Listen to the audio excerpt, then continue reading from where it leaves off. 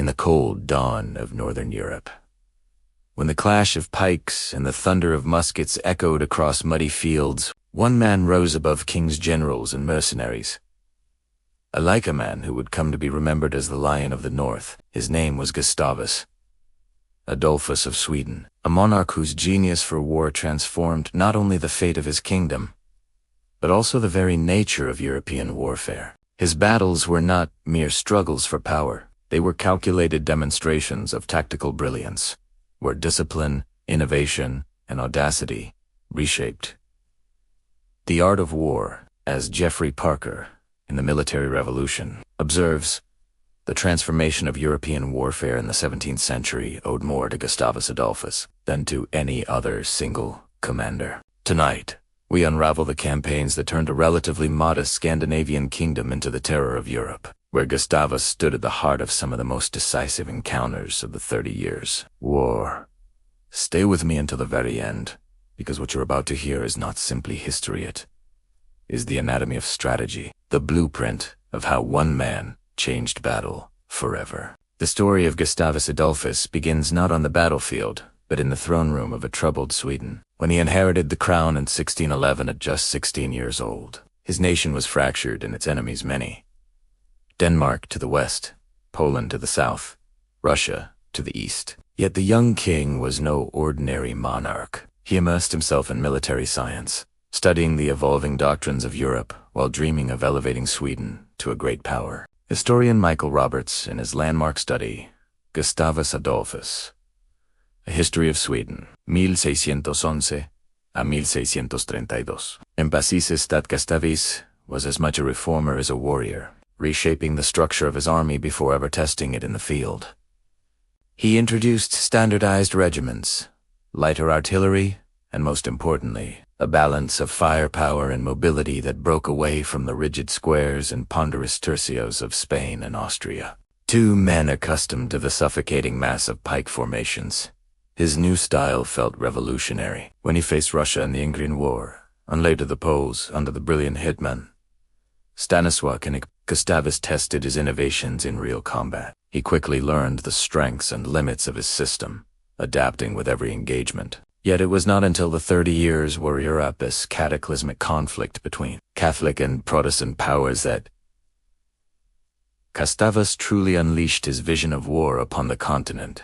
In 1630, he landed in Germany with a disciplined Swedish army and a determination to halt Habsburg expansion. The campaigns that followed would etch his name forever into the annals of military history. The Battle of Breitenfeld in 1631 was Gustavus Adolphus' masterpiece, and the battle that announced Sweden as a dominant power. Facing the formidable Count Tilly and the Catholic League, Gustavus deployed his army in a flexible line formation, with artillery interspersed between infantry regiments and cavalry positioned for decisive strikes. Unlike the Tarsius, which moved like unwieldy fortresses, Gustavus' brigades were smaller, nimbler, and devastating in their coordinated firepower. Historian Peter H. Wilson in the 30 Years' War.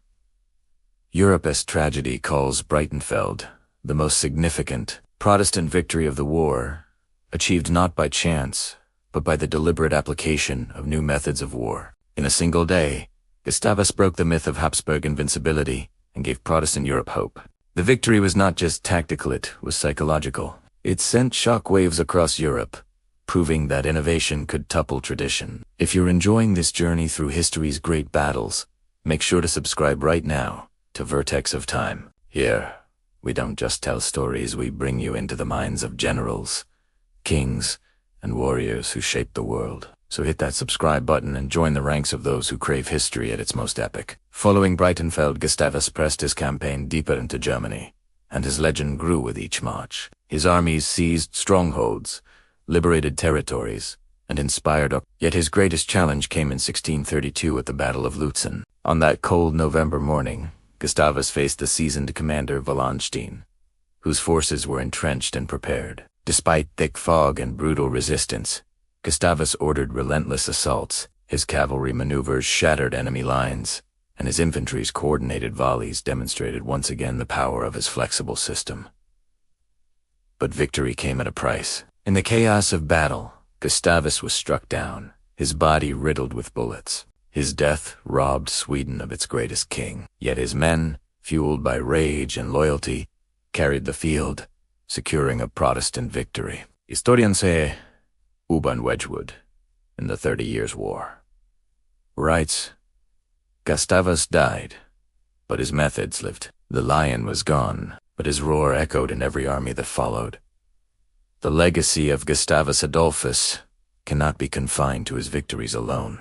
He introduced field artillery as a decisive element, reduced the weight of cannons so they could be maneuvered with infantry, and emphasized coordination between cavalry, infantry, and guns. He instilled discipline without crushing the spirit of his men, earning loyalty not by fear but by respect. His soldiers did not fight as pawns in rigid blocks. They fought as parts of a machine in which every cog had meaning. His tactics influenced commanders from Frederick the Great to Napoleon, and even modern military theorists acknowledge him as a father of combined arms warfare. In reflecting on Gustavus' battles, we see more than just lines of men clashing in fields of mud and blood. We see the birth of modern strategy. His campaigns remind us that innovation often emerges from necessity, and that one mind, armed with vision and courage, can alter the course of history. For the men who followed him into Breitenfeld and Lützen, Gustavus was more than a king. He was a symbol of hope, the embodiment of Protestant resistance,